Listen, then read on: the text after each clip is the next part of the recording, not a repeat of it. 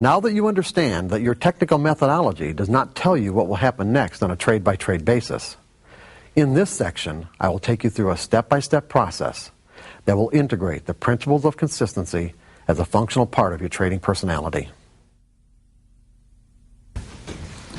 Up to this point, we've talked about how we get into this mindset, about resolving to think in certain ways, but this is learning how to disconnect. In other words, learning how to circumvent that natural mechanism in our mind that automatically connects things, connects similar events, this now moment opportunity, this now moment event, with something that's in our mind as a memory. If there's enough, if there's enough similarity there, it'll tap us into a state of mind that's identical to our memories, as opposed to what might be available in the now moment, which may be very different than what we think that it is. I mean, that's where we have relationship problems, communication problems.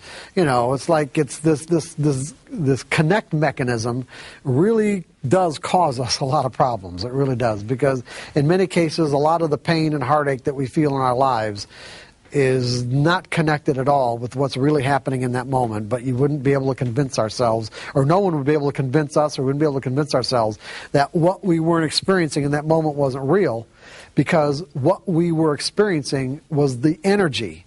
It was the fear, the confidence, the dissatisfaction, the betrayal. The energy of it is real, that you can't say this is not what's happening.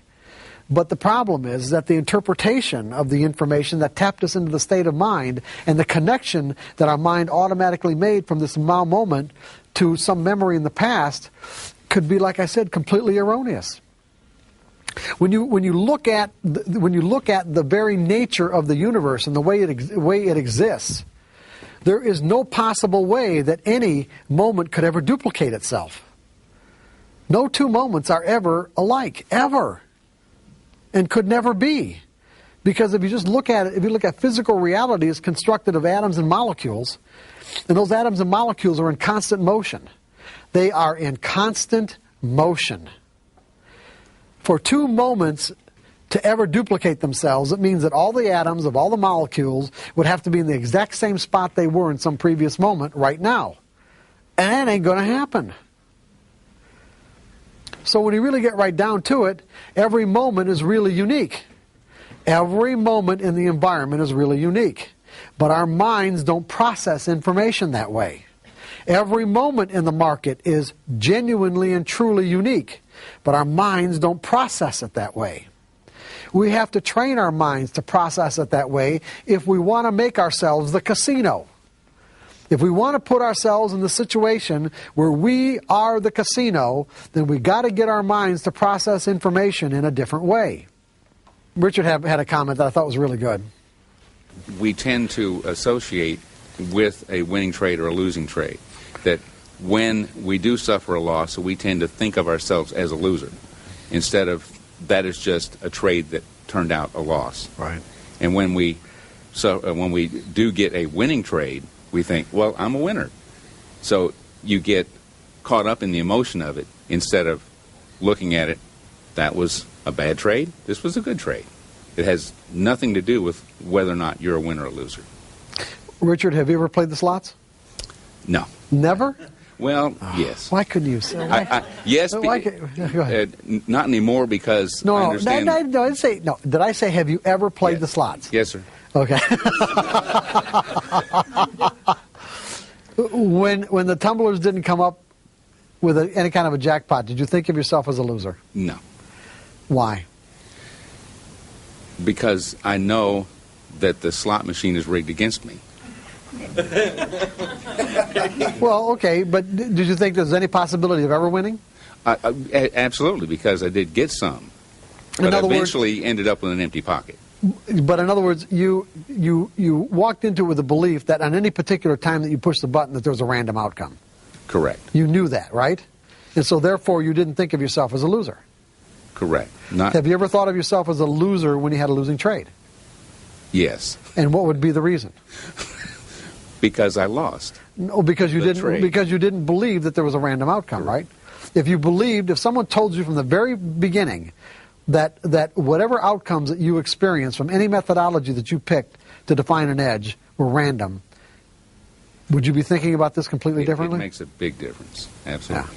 So in other words, you wouldn't have the same emotional problems that you might have with the kind of errors and everything else that goes along with trading with fear if someone would have just said to you, you know what, there's a random outcome. Even though it's a pattern and it doesn't make sense and it creates a paradox for our minds, we got a pattern that produces a random outcome. If you believe that there was a random outcome, where would the emotions come from? They would certainly diminish, if not Well, they go wouldn't away. be. I don't think they'd be anywhere at all, would they? Go away, yes. No, I'm saying if you just right from the very start, what would you have to associate with? If it's a random outcome, then you know that you're not wrong, right? Correct. So there wouldn't be anything to associate the outcome with any kind of interpretation that could end up causing you to feel some sort of emotional pain. You're right. All we're trying to do is get to that place now. Even though you've had all this backlog of experience telling you otherwise, that's where we want to get to. How are we going to get there? We're going to create an exercise. Remember the 5-mile rule? Okay, we're going to do the 5-mile rule in a trading exercise. Why are we going to do the exercise? Remember, we have to have clarity of intent. What is our desire? Our desire is to become a consistently successful trader, one where I can generate an income I can rely on. Okay? And so we are going to actually trade for a new reason. We're going to stay focused in the process of trading as opposed to the outcome. The typical trader is obsessed with the outcome of a trade. The professional trader is focused in the process of trading and letting the outcomes take care of themselves.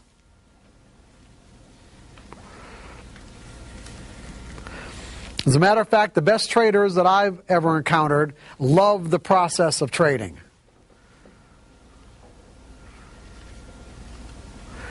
The typical trader, on the other hand, either has no awareness of the actual process of trading or really doesn't like the process of trading, but they're addicted to or obsessed with the outcome.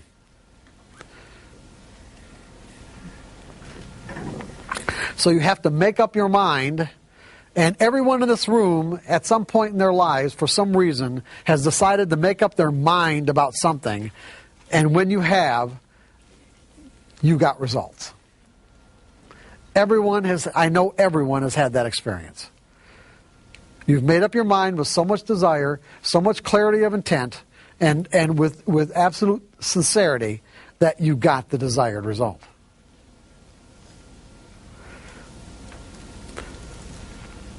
So I'm saying that if you make up your mind to trade for a new reason, the reason is the acquisition of skills as opposed to the outcome or how much money you're making, you will acquire those skills, and then you'll find that the outcomes just take care of themselves. If you've paper traded or tested your methodology to the point where you have confidence that you have something that can generate consistent results, then you can do this exercise. If you haven't, then you're going to have to do that first. You're going to have to plan your trades. In other words, you're going to have to take your methodology and determine a given set of rigid variables, because what we're going to do is set up a trading exercise with just a simple 25 trade or 20 trade sample size. In other words, what you're going to say is that I am willing to invest in the development of these skills, the skill of learning to trade without fear, learning to think in probabilities. Because when you learn to think in probabilities, the fear will go away. And so what I essentially have to do is convince myself. I have to purposefully step into an experience where I am convinced, where I literally convince myself that these principles are true. Now, they sound true to you. They might resonate as the truth. But you have to keep in mind that you might have a backlog of any number of experiences that would support beliefs that would argue otherwise. Because I could say to you that if I set up or you set up an exercise where you said, okay, I've got a particular set of variables that when they appear in the market, that is my edge, and that my edge will produce, let's say, even 60% winning trades, and you don't even have to have 60%. You can have 50% and still make consistent money, as long as what you have to risk to find out if it works is, a third or a half of what you normally get when the trade does work in terms of profits. But if we set this exercise up so that there's no wiggle room, there is no wiggle room. What I mean by wiggle room is that the variables, the criteria that you use are absolutely rigid, black and white. They're either present or they are not. That's the only decision you have to make. In other words, if you do it in terms of lights, whatever lights you're going to use, whatever time frame, the lights you're going to use in whatever time frame, they are either on or they're not. And if they're on, you are obligated to take the trade. And what you're going to say to yourself is that in this, whatever criteria or plan that you set up is, I am not going to take just the next trade. I am going to take the next 20 trades.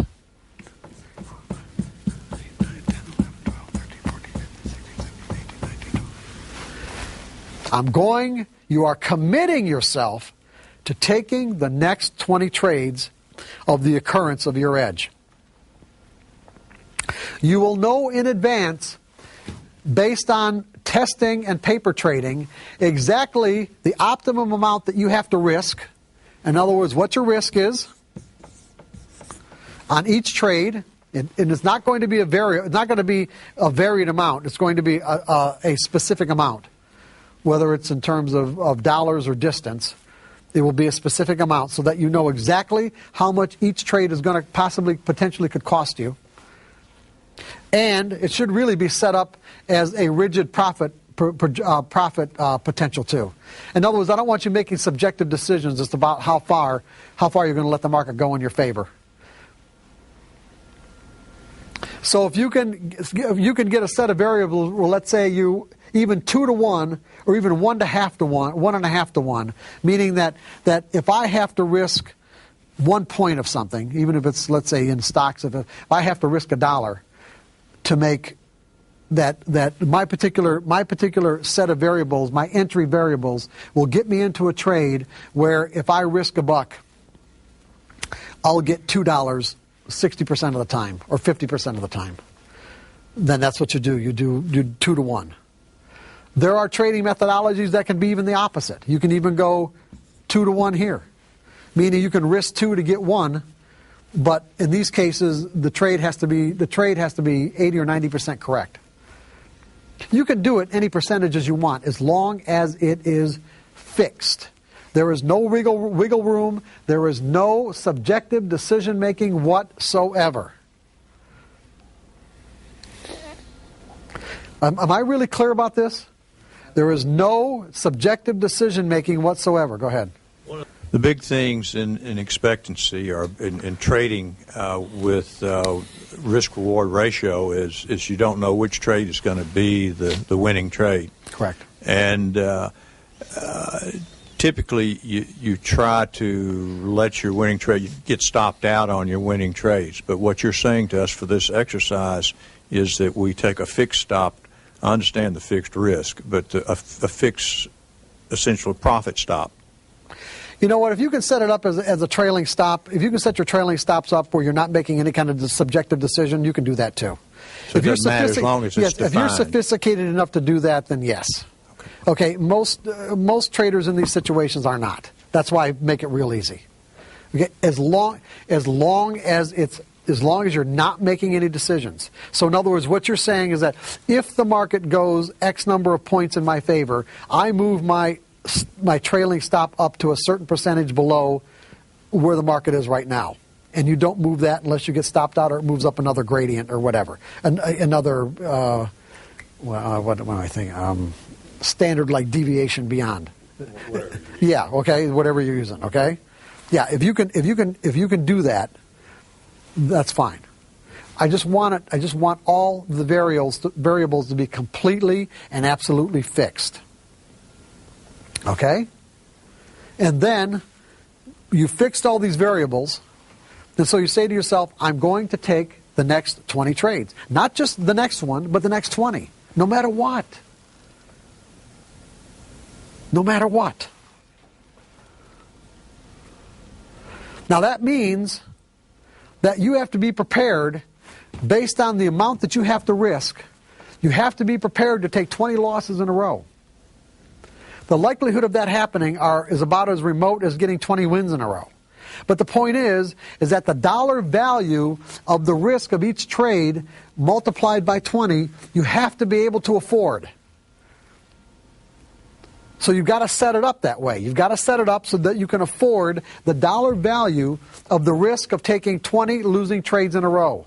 Because what you're saying to yourself, if taking the risk, if taking the 20 trades in a row, losing 20 trades in a row based on the amount of shares that you trade. So for an example, if the standard amount of shares that you trade would say that, if I had lost 20 trades in a row based on how much I've got to risk, it's going to be $5,000. You say to yourself, you know what, I don't want to spend $5,000 on this. Then don't. But say I'm truly willing to spend, let's say $1,000. Then set it up where the amount of contracts or shares that you trade correspond to adding each one up where it comes up to $1,000. Even if it means just trading 10 shares at a time. Go down to a level where you're completely comfortable with the dollar value. You have to be completely comfortable. And then, when you get an occurrence of your edge, put the trade on and see what happens. And if it turns out to be a winner, you think, oh, hey, yeah, Mark Douglas, hey, good, hey, this is all right, okay? Yeah. So this one turns out to be a winner, and maybe this one turns out to be a winner. And maybe, well, this one's a loser. You think, yeah, okay, I can handle that. And this one's a loser? Uh-oh, and this one's a loser. Now we've got 3 losers in a row. I have rarely met a trader who doesn't have a problem with the next trade after 3 losers in a row.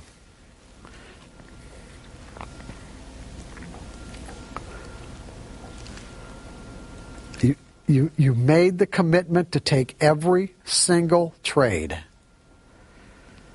When the next one comes up and your mind is screaming, no, it's a loser. Remember how our minds are wired to think? Our minds are wired to think that way, but that is not the truth. The truth is, your methodology, the mathematical formula, does not know what the outcome of that trade is going to be. And neither do you. You got to take it anyway.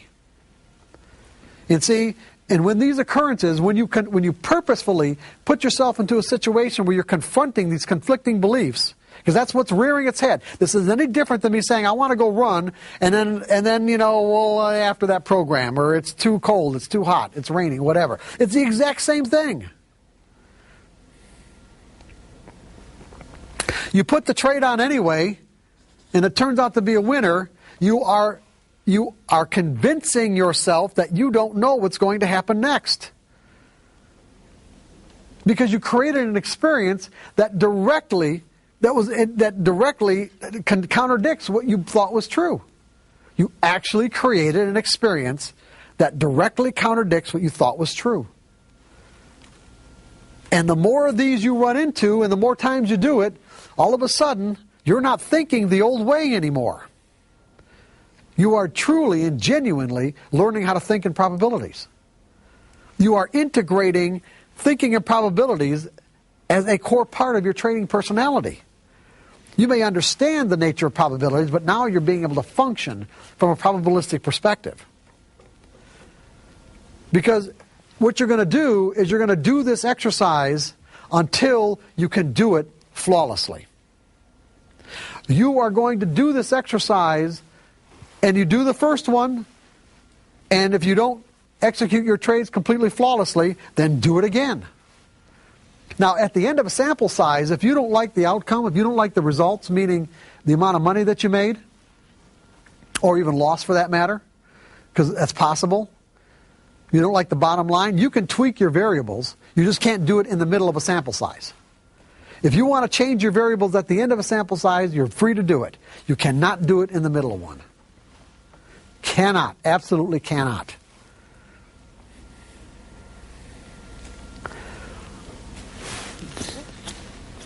You will keep doing this exercise until when? What? What? Until you're consistent. Well, yes, but there's something else I want to get. Until when? How do you know you've arrived? How do you know you've actually arrived, that you've changed? That you can freely and easily put in the trade. That's right. You can there's no conflicting energy anymore. It doesn't occur to you to not do it. It doesn't even enter your brain. You don't even get the thought. You get a signal, you put on the trade. You get a signal, you put on the trade. It's like then it's who you are. You guys with me on this?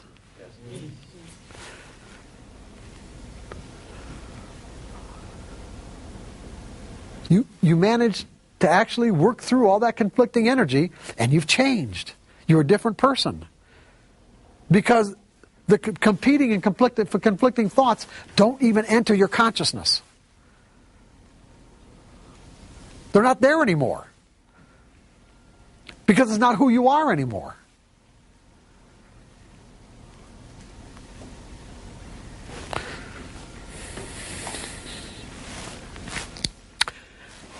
Any questions about this? Is this making sense to everybody?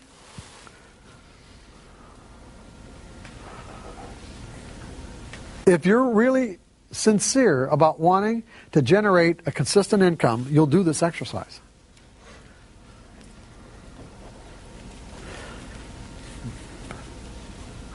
And if you're not, you won't. And you might not be ready to, and that's all right. Whenever you're ready, you'll do it.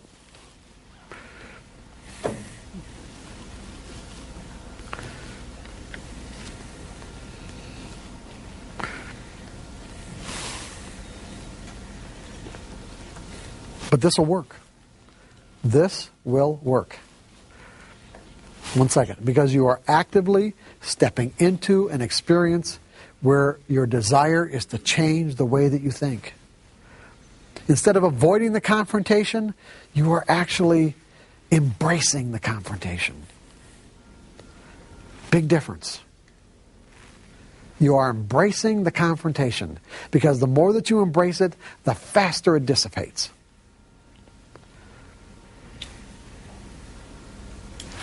Go ahead. Can you speak a little bit about going from paper trading to real money? I know there's a difference, and you would say you were trying a new strategy or something that you were tweaking. You would do paper first, and what would you consider it? I mean, if you would you look at each trade, and if you executed it flawlessly, and you say you generated money, and then you went to real money. How would you decide, I guess, if you lost money, to answer my own question here, in other words, what would you expect the transition to be? Well, it's going to depend on the individual. One, you're always going to want a paper trade. If you've got a new set of variables that you're working with, you're always going to want to paper trade it to the point where you're confident that you can get good results. That doesn't mean that you can execute good results. It means that the potential is there. You want to know the potential is there, correct? Once you know that the potential is there, then you move. See, the paper trading part is only to find out what variables in the market work in relationship to, like market movement in relationship to the formula, okay? Now we're working on our brain, okay? That's the first step. The second step is that do I think in a way that's consistent that I can extract the maximum potential out of the methodology? That means executing flawlessly. So what you do is you set this exercise up in a way that what'll dictate it is how much you're comfortable with how much you're comfortable with the dollar amount of losing every single trade. That's how you know how to set it up. That's really key. It really is. It means that if you have to trade one share, then if that's all you're comfortable with losing, based on the dollar value of how much you have to risk on each trade. That's based on your analysis, by the way. Then do it. And then when you can execute one share flawlessly over a sample size or one or two sample sizes, then go to 10 shares and see how you do. And if you can't do 10 shares comfortably and flawlessly, go back to 5. You're just building skills. If you get your mind out of the money, out of the outcome part, and focus on building the skills, once those skills are there, you're going to make all the money you want.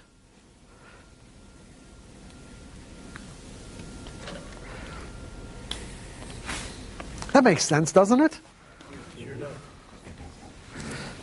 Do this exercise and you won't believe how things will change. Until you actually change, and it'll be amazing. Do the exercise. So does anybody else have any questions about how to set this exercise up? How long are you going to do the exercise? If you set it up and do it, how long are you going to do it? What's the criteria? 20 trades. I understand. How many 20 trade sample size or 25 trade sample size exercises are you going to do? Until there's no conflicting. That's right. Till there's no conflicting and competing thoughts. Until you can do it flawlessly. Until you can do it. Until it's like just a part of who you are. It wouldn't occur to you not to do anything other than what your rules say. It just wouldn't even occur to you. It doesn't even enter your brain.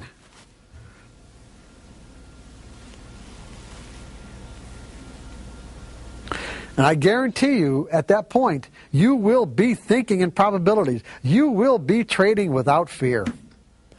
You will be trading from a carefree state of mind.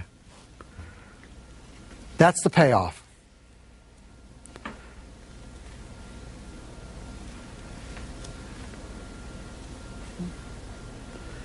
You'll be thinking like a pro.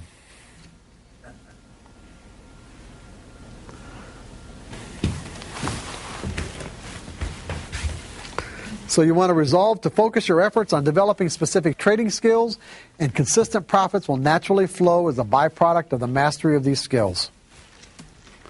The most successful traders love the process of trading, whereas a typical trader usually ignores the process because he's obsessively focused on the outcome. On these trades, you keep saying, do the process, and until you do it perfectly. Right. What are some of the pitfalls? I mean, when I trade, I don't really think that I'm doing too much wrong. So I'm curious what all can go wrong on a trade other than typing it in wrong.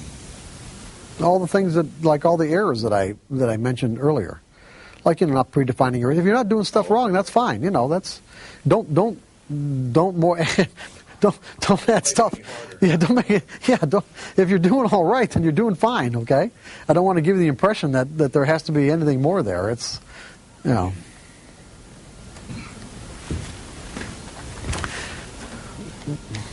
Okay, resolve to commit the 5 fundamental truths about the nature of trading as core beliefs of your trading personality. Those 5 fundamental truths are: anything can happen. Is that true or not? Yes. Every moment is unique. Is that true? Yes. Okay. An edge is nothing more than an indication of a higher probability of one thing happening over another. Okay. Is there a random distribution between wins and losses on any given set of variables that define an edge? Yes, absolutely. Do we need to know what's going to happen next to produce a consistent income? No. You see, so if you find yourself, as you're doing this exercise, with conflicting and competing thoughts, pay attention to what you're thinking. Pay attention to what you're about to do as a result of what you're thinking, and then refocus on what you want to believe. I want to believe that anything can happen, that there's a random distribution that I don't need to know, and just stay focused on these particular beliefs, and do the best you can, and keep on doing it until it just becomes a part of who you are. Sounds like a meditation. It's right. You're absolutely right. It's like a meditation. Your mantra. That's right, your mantra. Put them up on your wall or by your computer screen. Because they're all true.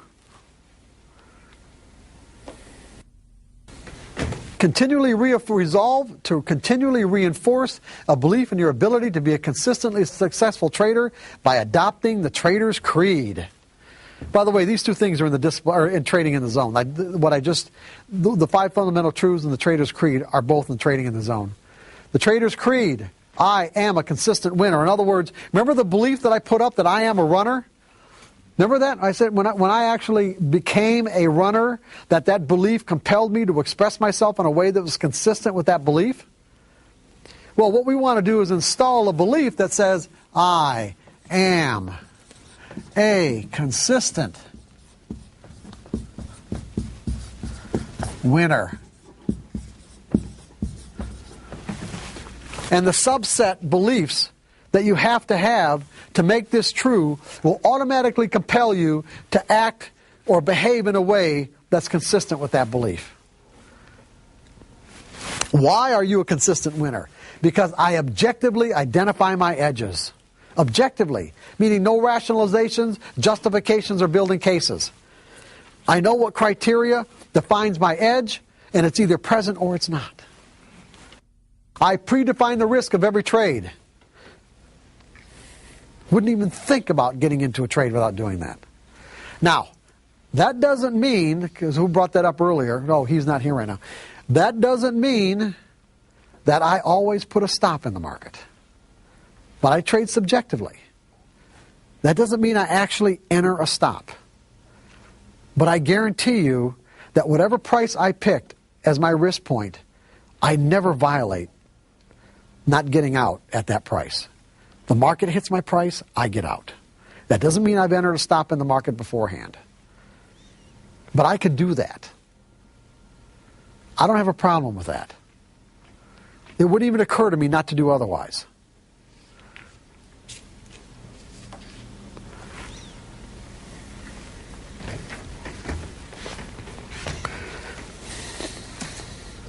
I am a consistent winner because I completely accept the risk, or I'm willing to scale back or let go of the edge. Meaning I am completely free of conflict about the amount of money I'm willing to spend to find out if this trade is going to work. If you're not completely sure, or let's say completely without conflict about the amount of money that it could take to find out if this trade is going to work, then scale back to a level that you're comfortable. But the important thing is participate. Even if you have to scale back again to, like I said, one share, at least you're participating at a level where you've got some money at risk. I act on my edges without reservation or hesitation. I am a consistent winner because I act on my edges without reservation or hesitation. I'm a consistent winner because I continually monitor my susceptibility to making trading errors.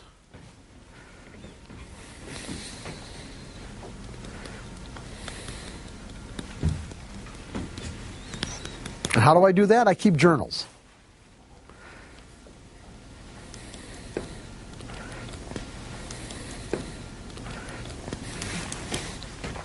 I pay myself as the market makes money available to me. I subscribe to a philosophy of scaling out of positions. I like to divide my position up into fractions and scale out in quarters or thirds.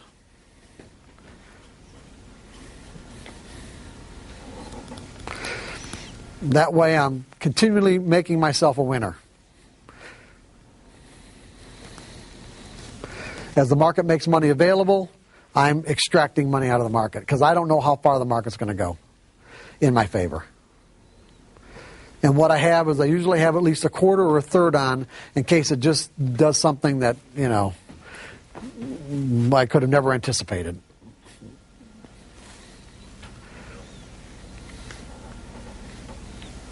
And by the time I've got just the last third on or last quarter on anyway, you know, I've got a trailing stop, or, you know, at least a place in my mind where I get out if it retraces back to my, you know, not far beyond my entry point anyway.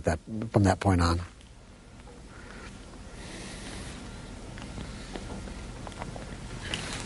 And the last one, I never violate these principles of success.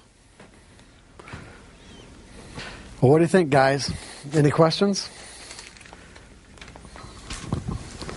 Get them now. Go ahead. Do you ever scale in? No, I know a lot of traders who do. I just don't. I'm not saying that just because I don't doesn't mean that I don't think it's fine. I just don't have a particular methodology where I scale in. That's all. I get in all at once.